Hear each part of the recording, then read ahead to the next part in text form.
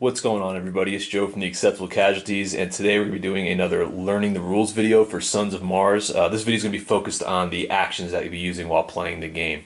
So for Sons of Mars, you have 13 unique actions that you can use while you're in combat in the arena. By themselves, like I said, they cover multiple situations that you're going to run into, like I said, when you're fighting against an opponent.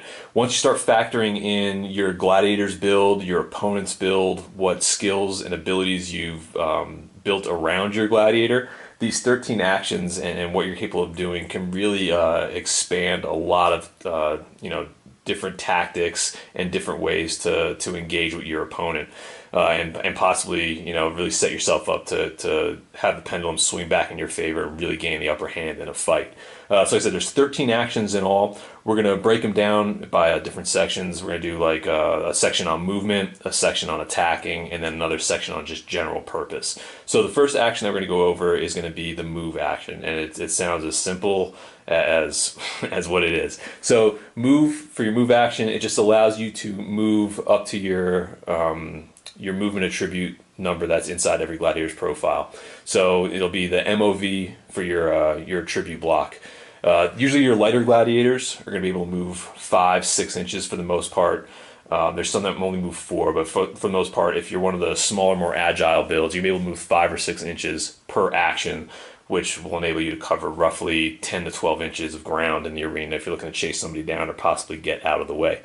If you're looking at some of the heavier builds, some of the guys that are more clad in armor, higher strength, usually carrying a weapon and a shield, one of the larger shields like the Scutum, their movement range is usually around 3 to 4. So they're not going to be able to cover as much ground, obviously, because they're much more heavily armored. They're carrying more weight with them. They're going to be a little bit slower in the arena.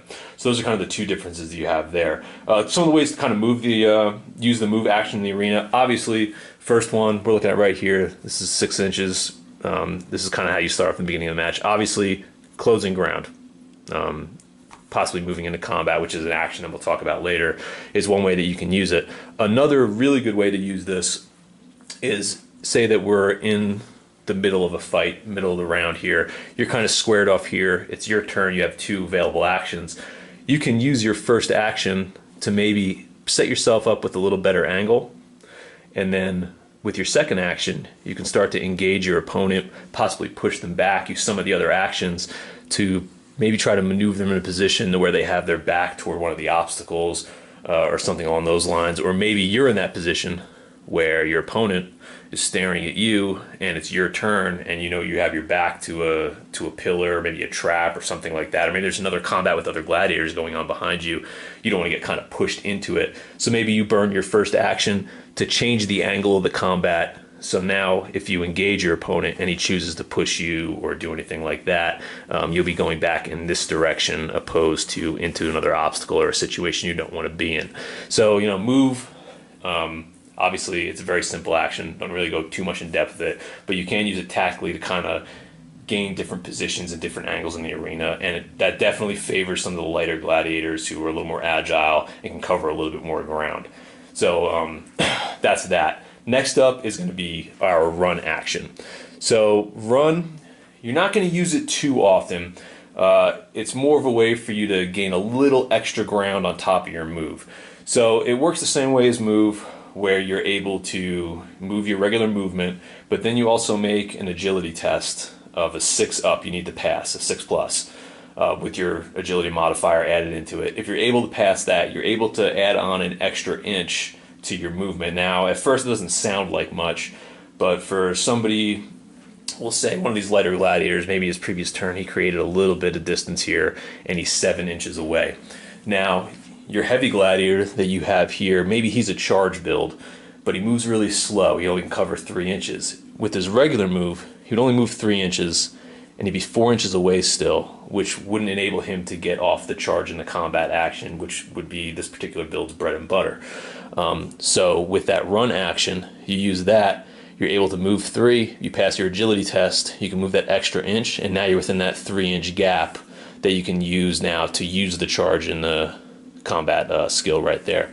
So that's one of the ways that that run really comes into effect. It's a good way to close the gap if you want to try to get into a position where you want to get a charge off, but you might just kind of be just outside of that bubble with your regular move to set it up. Another really good thing is, like we talked before about move, maybe your normal move in some cases would only get you to this position here, and maybe that's not really what you wanted. You wanted to get a little bit more outside of the box. Maybe you wanted to swing somewhere down here. That extra agility roll that you pass, it gives you a little leeway as far as gaining a little extra ground. And like I said, if you fail it, you just get your regular movement. You don't get the bonus inch. The downside of using the run action compared to the move action is that on the back of a move action, you can sometimes piggyback on the push action, the move into combat. There's some other things that you can combine with a regular move, where you can perform other actions in combat. With run, it is strictly moving the run. You can't run into a push. You can't run into combat. It's strictly used for positioning or closing ground. And it'll also be used defensively as well, where maybe you're a gladiator who, say, with your second action here, you really don't want to be in a position to get charged next turn. You really don't want to move into combat for some reason. You kind of just want to create a little more distance. If you use your move and then you're only able to move maybe like 3 inches back, you can still kind of get engaged fairly easily with the charge. Whereas if possibly you use that run, you might be able to move out here to the point where maybe the opposing gladiator, even with his move or run, he's still not able to get within 3 inches. So the only thing you're opening yourself up to instead of a charge would just be a move into combat action for your opponent, which might be a little less devastating and more advantageous to you. So like I said, run isn't used as much, but if you put a little thought behind your positioning in the arena, it could be a really effective tool as far as gaining the upper hand, as far as positioning inside the arena with obstacles and things like that, as well as taking away some of the strengths of your opponent as far as him being able to close ground and get charges off and things of that nature. Excuse me.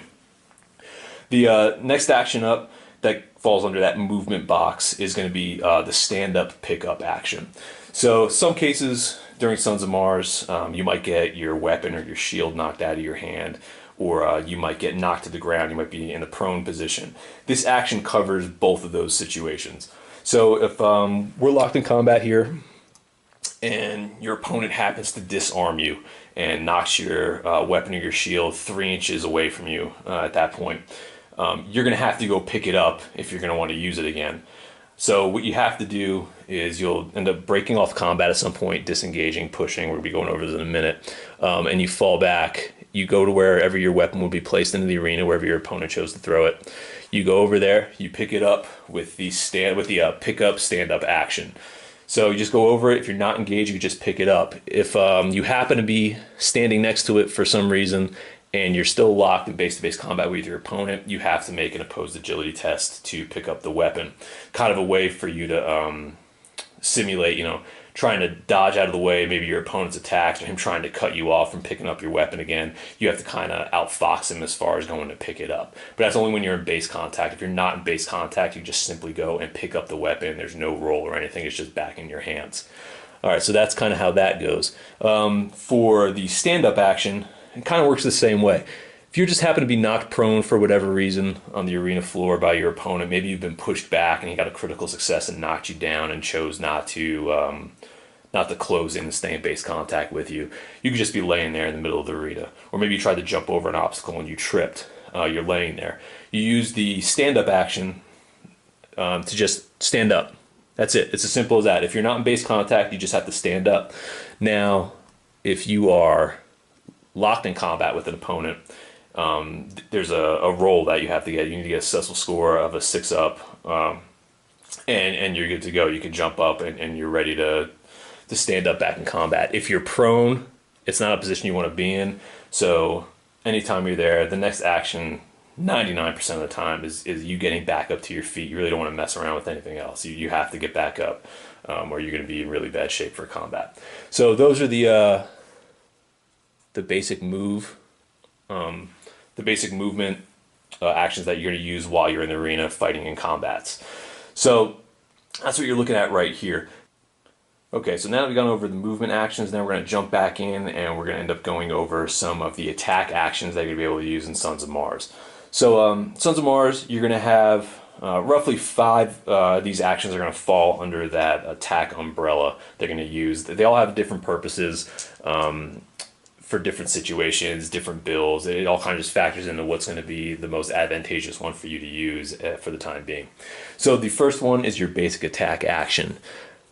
Attack, exactly what you think is going to be, is when you're already in base contact with an opponent and you just want to attack them. It's as simple as that. So from this position, you and your opponent are both going to use your sustained dice pools, which is your sustained attribute plus your weapons sustained attribute. Combine those together. That's your dice pool. You roll those dice and then you resolve combat that way. That is the basic attack action. There's no frills to it or anything. It's just what it is. It's a simple attack. The next one you're going to run into is going to be ranged attack. So for who we have out here right now, we have a Velite. He's armed with 3 javelin for this particular build on this model right here. For ranged attacks, you're going to be able to stay back. You have to be within the distance to use this weapon, which is going to be 6 inches. You can't be in base contact. You have to be disengaged to obviously throw at him. Same thing, this would fall under be for Sagittarius. He has access to a bow, which has unlimited range. The javelins here only have a 6-inch range. So when you're in combat and you want to use the ranged attack, you have to have your distance created. You simply say, I want to make a ranged attack on my opponent, as long as you have a ranged weapon that you can use. You roll an agility die or agility test. Your opponent also rolls an agility test. Whoever has the highest score, that's how the result works out. So if the Velite throwing the spear has a higher dice roll than his opponent, then the dice roll counts as a hit. The opponent has to make a save. If he fails, he's wounded. If he passes, he kind of just is able to block and it bounces off. In reverse of that, after the dice roll, if the Velite's score is less than his opponent's, then the opponent just simply kind of turned his shoulder, ducked out of the way, and the javelin kind of just shot past him, and that's the end of the ranged attack. It's very simple. It's just an opposed agility test, and then we work out our combat as normal afterwards. So that's ranged attack. Next up is move into combat.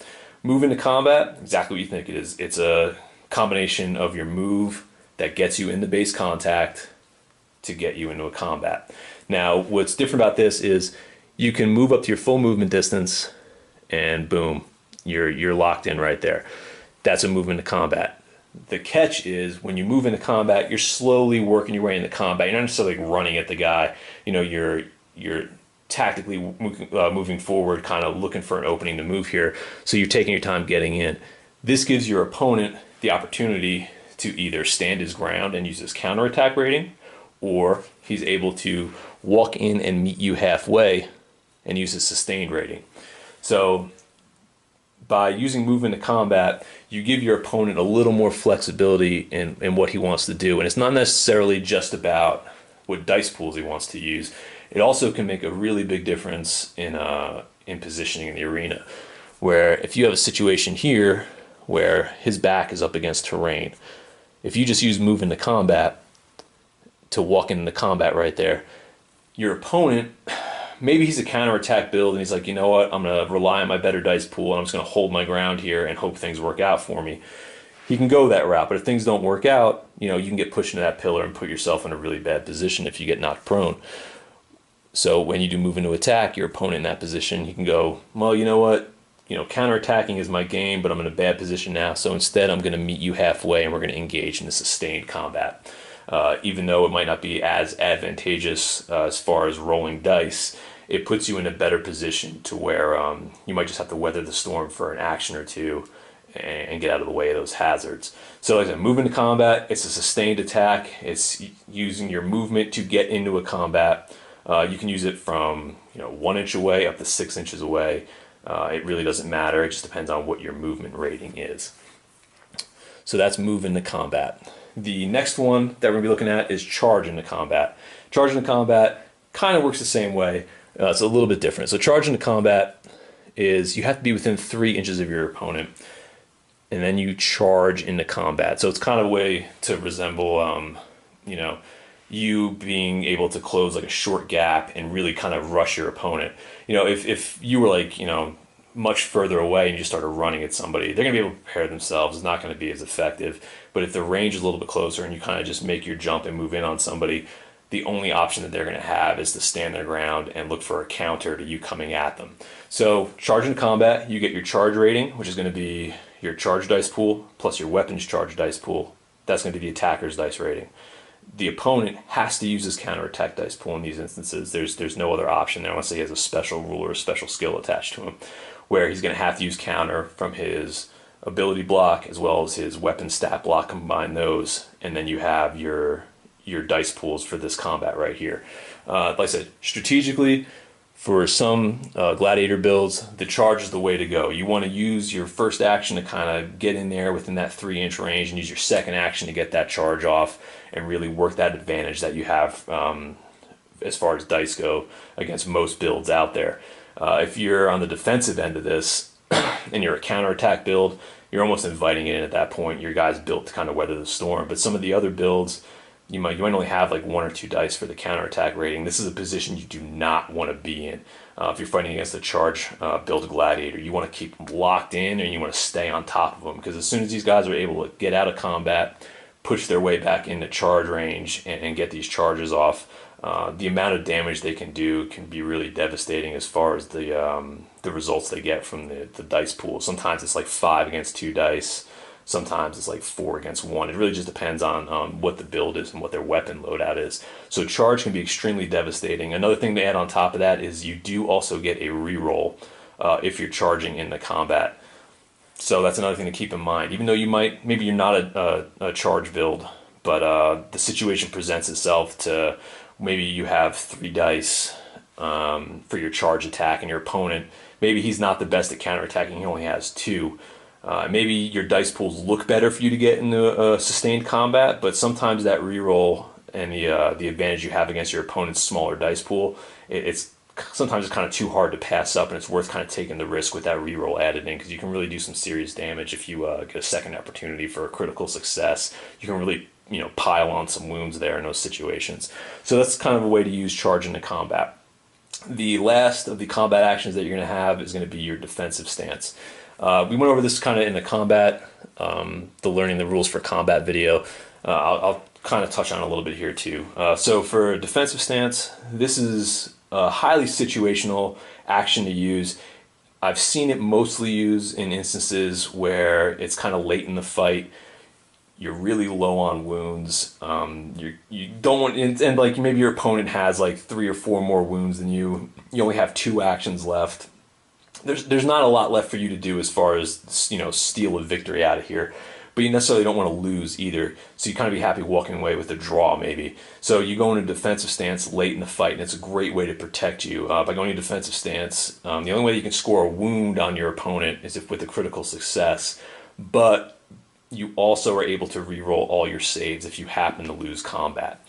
So there's some really good bonuses in there as far as keeping yourself alive. You're also able to force your opponent to re-roll one of his dice, his attack dice from his dice pool. So if, say he rolls a 9 and he wins the combat, you can say, hey man, I'm in a defensive stance, you got to re-roll that 9, and maybe he rolls a much lower number, and it's enough for the combat to then swing in your favor, and you're able to kind of live another round.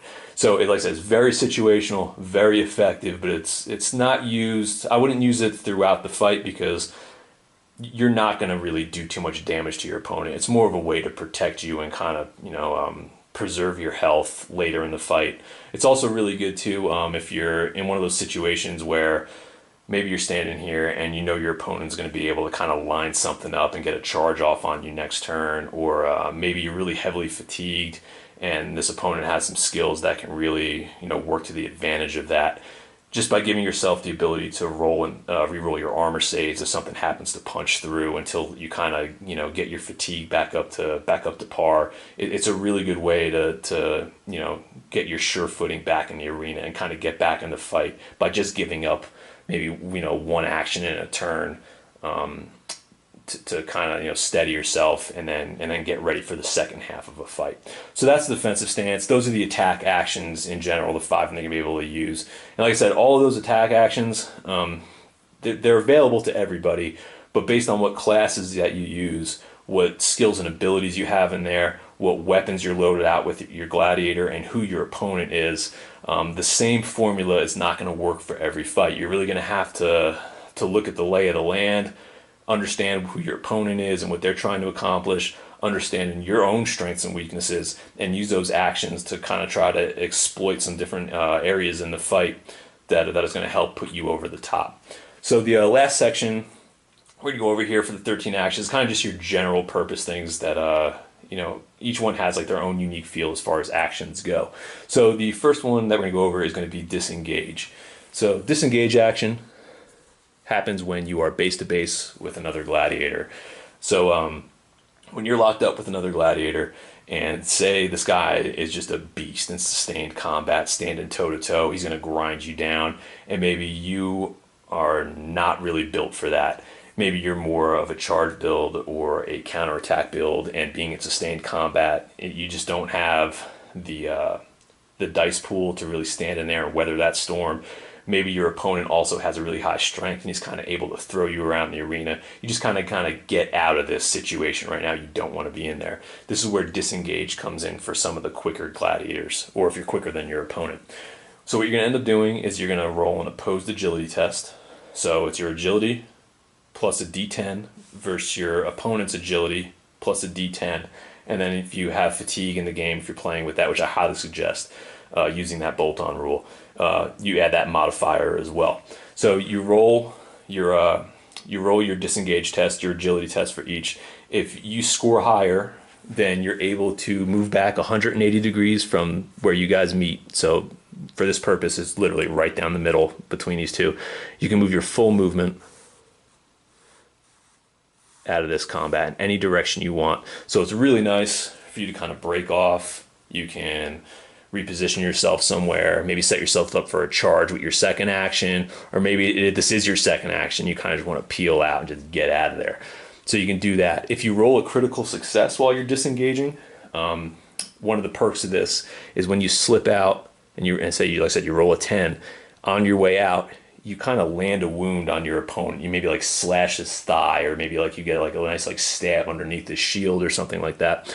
And your opponent has to make an armor save. If he fails, you just pluck the wound off as you kind of snuck your way out. So, that's a nice little perk to have in there, especially for some of these faster guys. You can save yourself by getting out, but you're also able to kind of do a wound on the way out and kind of, knock this guy down a peg or two during the combat. But you don't get the normal double damage or anything. It's just one wound when you disengage to pull out of the combat. Now, on the flip side of this, if you happen to try to disengage and you lose the roll-off, your opponent now has a little flexibility as far as what he wants to do. So say, like I said, you lose it, and now your opponent wins it. Well, he's able to reposition himself anywhere that's still in base-to-base contact with you. It's kind of a way to show that he cut off your escape, and now he's kind of gained the upper hand as far as positioning goes. So this could be really good for your opponent in situations where maybe you're back here by that pillar. Nobody's really in danger of getting pushed into it. You just want to disengage. You fail that disengage. Well, your opponent might look at it and be like, well, all right, man, now I'm moving right here. And now for my next two actions, if my turn's up, I'm just going to try to push you into that pillar, knock you onto the ground, and then just lay a whooping on you while you're laying there for the next turn or two. So it's something to think about. Like I said, Disengage, extremely effective for some of these quicker build gladiators, and a great tool to get out of sustained combats and maybe work some of your other strengths that you have for your build. But there is the risk of you giving up a bit of positioning in the arena, which could lead to worse things down the road. So that's Disengage kind of in a nutshell there. And like I said, all these actions I'm going over right now, these are kind of just the basic tactics that kind of go along with it and what their basic functions are. As you guys play the games more and you start seeing the different combinations you can use between actions and then kind of linking them with your different abilities and skills, the options are just going to open up, and you're going to see like a whole bunch of different things open up in the arena floor as far as strategy and things go with it. So next up is the push action. So this is another one of those actions where you can use it either base to base, or you can use it on the back end of a move. So we'll go over the base to base version first. So for the push action, it's an opposed strength test. It's as simple as that. I push you, and then I push my opponent back. And if my strength test is higher, I'm able to push them back 2 inches. If my opponent wins that strength test, he's able to kind of meet me and he's able to knock me back 1 inch. So this is great as far as you wanting to maybe push your opponent into maybe one of these pillars that are over here if you're close enough. Another great thing for it is if you have one of maybe the bigger gladiators, or maybe you have a really big advantage as far as strength goes with your opponent being heavily fatigued.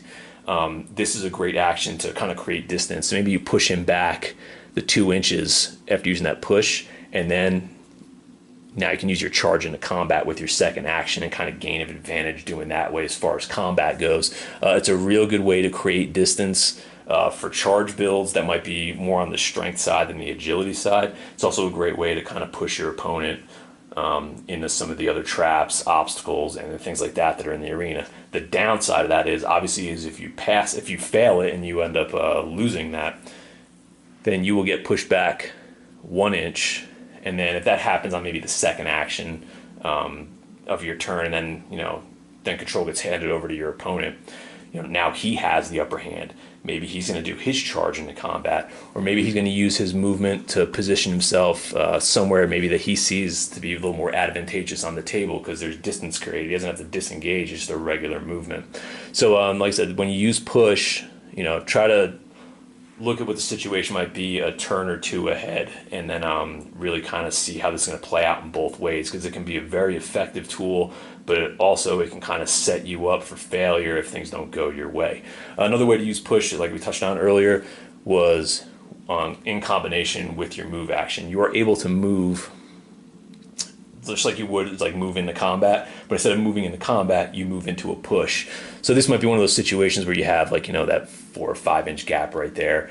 You can just move in and you can try to just fight him in combat, but this is just too juicy to pass up for you, and you're like, you know what? I'm just going to move. I'm going to try to push him and knock him into that pillar and knock him down, and then kind of just see where things go from there.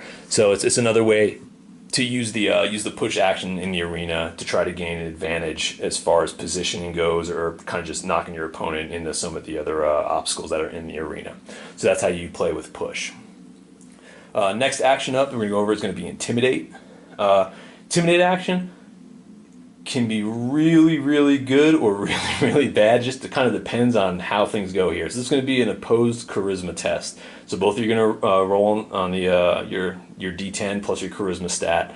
Whoever gets higher is the one who kind of wins the roll off. So if I'm going to use an Intimidate action, I have to beat my opponent in a charisma roll off. If I'm able to do that, I'm able to take one of his favor dice, and on top of that, for the remainder of my turn, so you want to do this on your first action, for the remainder of the turn, you can make your opponent reroll 1 die in every phase. So you can make him reroll a die for combat dice. You can make him reroll a die if it was an armor save. You can make him reroll an ability test. Strength, agility, charisma. You can make him reroll any of those dice for the remainder of your turn. Once you relinquish turn to your opponent, the intimidation factor kind of goes away. So it's kind of a way for you, think of like you posturing and kind of, putting the fear of God in your opponent right there for like a brief moment. He's looking at you and being like, man, this guy's still ready to go after I just, we've been fighting for so long, or whatever's happening in the arena at that time. It's kind of a way for you to strike a little fear into him, and during those like brief moments, gain a little bit of an advantage during the fight. Now the downside is if you fail on this charisma roll off, your opponent is able to take one of your favor die. If you don't have a favor die, then he just gets one awarded to him anyway, but he will not gain the actual reroll advantage. That's only for the person who is initiating the action. So that's something to keep in mind when you do Intimidate. It can be a really great bonus as far as swinging the way that combat's going in the arena, but there is a risk to it where you could lose one of your favor dice, and if you don't have one, your opponent still gets one. And like I said, those come in pretty handy in a fight, especially when you start getting into the later rounds and you're trying to, maybe use it for like a reroll against a critical success save, or maybe you need to add an extra die to an attack to really get this guy on the ropes and then try to end this fight quick. So like I said, Intimidate, very powerful action, very situational, but when it does go off, it could really change the fight for you. So after that, we're going to look at play to the crowd. Play to the crowd is just you hamming it up. Let me go back to Intimidate as well. Intimidate, you can do it separately. If you're not engaged, you can still use Intimidate. If you're base to base, you can also use Intimidate. There's no prerequisite as far as positioning in the arena goes. You can use it at any time, any distance. It really doesn't matter. But obviously, it benefits you more to use it if you're within striking distance, whether you're in base combat or whatever. If you're like 10 inches apart from each other for whatever reason, Intimidate's really not the way to go, because you're not going to be able to really utilize the rerolls that you're going to force your opponent to make. All right, so back to play to the crowd. Play to the crowd, exactly what you think it is, hamming it up to the crowd. You can't be engaged in the combat. You can't be in base-to-base contact with anything. You can't be laying on the ground. You have to be on your feet, disengaged, just hanging out in the middle of nowhere. And it's you just pretty much playing to the crowd, tip of the cap, raising your fist in the air, whatever you want to kind of do to get the crowd riled up in your favor. You make a charisma roll, and then if you end up passing the charisma test that calls for in the rule, and you can add in modifiers to it as well. You can also use re-rolls if you have favor dice for these kind of tests as well. If you pass, you gain a favor die. If you fail with a roll of a 1, then your opponent gets the favor die. The crowd just boos this pathetic effort of you to try to kind of sway them into your favor, and it's like, you know what?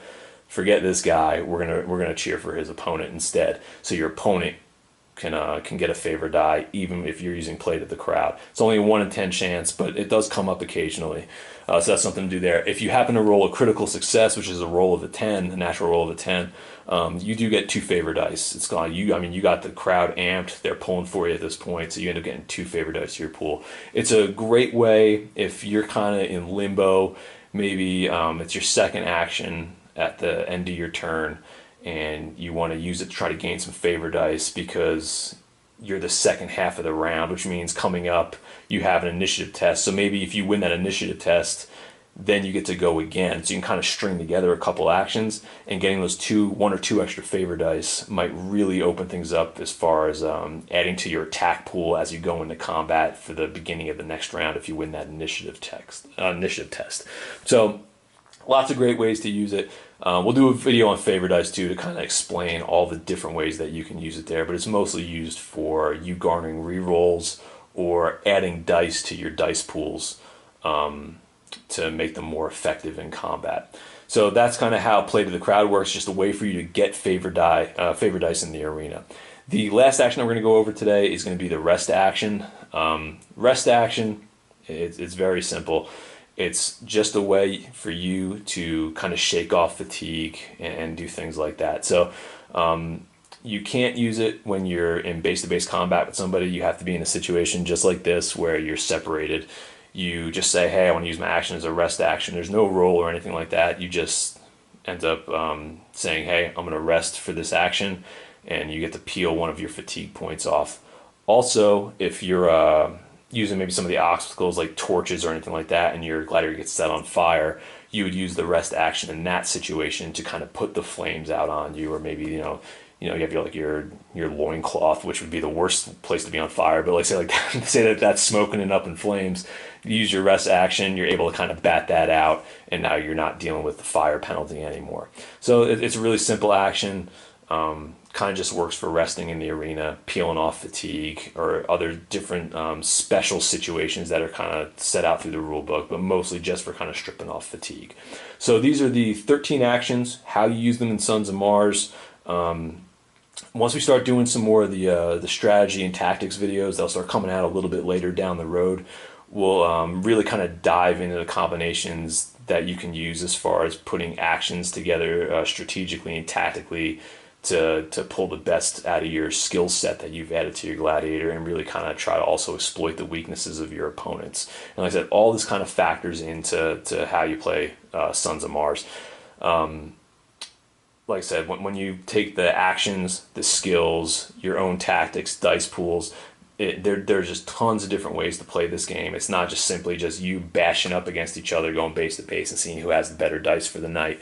You really want to try to think about the action at hand and also how this is going to affect things moving forward for the next like maybe turn or two.